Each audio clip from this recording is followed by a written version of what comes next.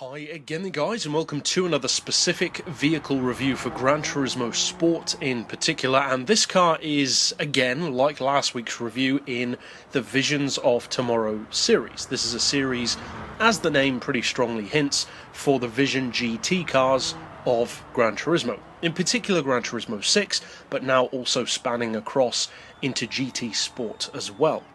Now, this particular model is a car which is a very dominant force on Gran Turismo 6. It's one of the fastest Vision GT cars in the game, not in a straight line, but in terms of its circuit potential. Because despite the fact that it doesn't look amazingly competitive, it looks good, but it looks more like a supercar than a race car. The way it performs, though, is actually more like an LMP, because on Gran Turismo 6 it's ultra light and ultra powerful.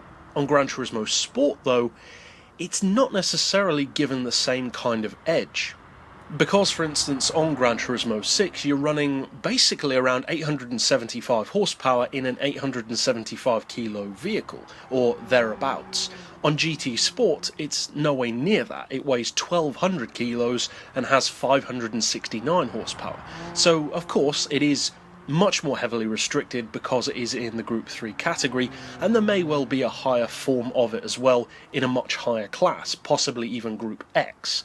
But for now, this is the car that we have to work with. This is our point of reference for the Peugeot Vision GT as far as GT Sport goes. So with that being said, how does this car perform with its entirely different numbers?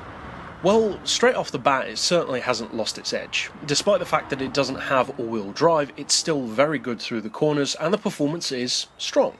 It's not an overly nimble car anyway. It's good through corners, but it's not small. So the sheer size of the car, as with some vehicles like the Nissan GT-R for instance, its physical size means that it's not that adept at technical, twisty city courses, for instance. It's just a very wide, large vehicle. That being said, though, it handles itself very well. Its flow through corners is, I would say, among the better of the Group 3 machines, but at the same time it definitely has technical circuit ability as well. If you take it around, say, a hairpin or a 90-degree turn, as long as the track is wide enough, it can take on those kind of corners pretty easily. It's an excellent choice for tracks such as Ascari, potentially. I'm not sure if we actually know if Ascari is going to be on GT Sport or not, but on Gran Turismo 6 you can get a good idea of what I mean by driving the Peugeot on that track. It handles it very well, and the fact that the handling is deceptively good is not 100% carried over, because, as I said, it's kind of an LMP car in disguise on Gran Turismo 6. On GT Sport that's definitely not the case, but at the same time it is highly competitive. Now, there is an interesting thing about this car which some people won't like to hear. Some people already know, and I have mentioned it in the comments a few times, but this is, in the beta at least, the only vehicle on Gran Turismo Sport which still does not have a detailed interior. People have been saying all the cars do. That's simply not true. This one, at the very least, does not. Now, whether or not all of the other cars have it, and it's just this one, remains to be seen.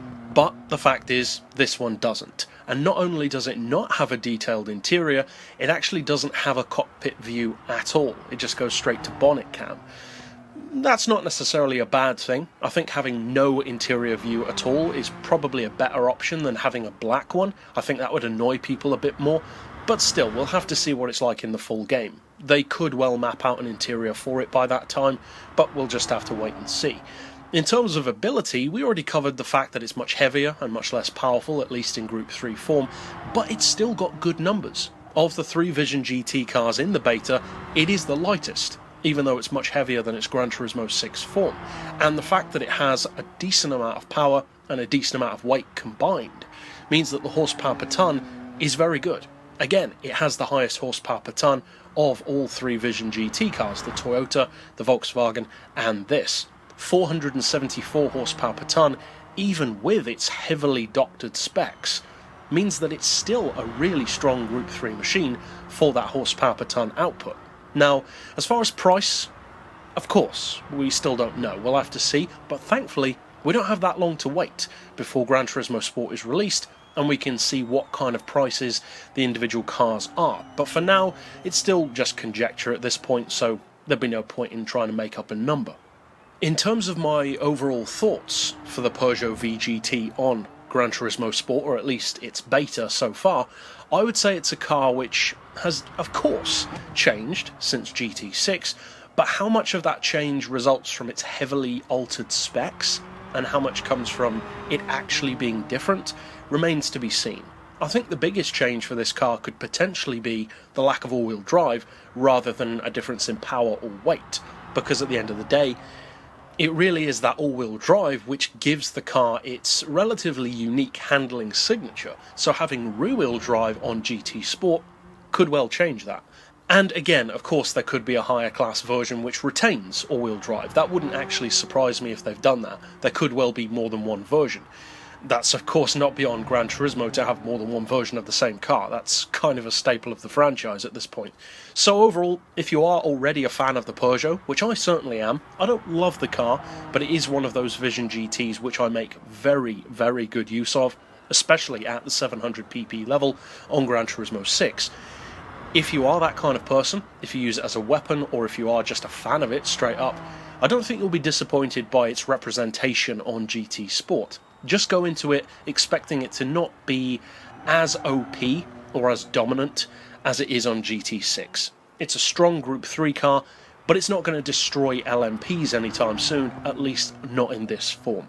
And so, overall, that's it for this particular Vision GT car from Gran Turismo Sport, and next week we'll be covering the final of the three from the beta, the Volkswagen, the Vision GTI Roadster. But for now, that's it.